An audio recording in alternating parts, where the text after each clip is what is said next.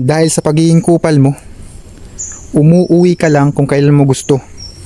Tapos pag nakauwi ka na, hihingi ka lang ng pera. Wala ka ng ibang ginawa kundi alak, sugal at bisyo.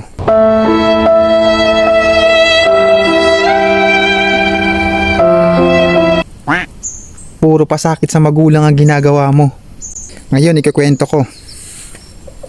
Isang araw, nang umuwi ka sa bahay, hindi mo na malayan, may karamdaman na pala si nanay.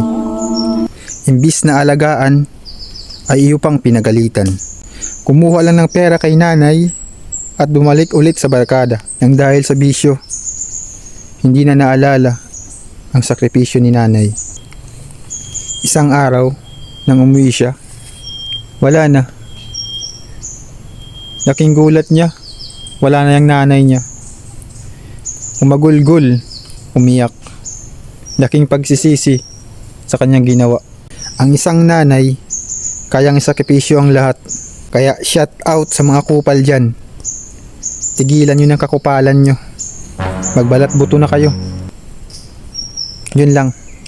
Salamat!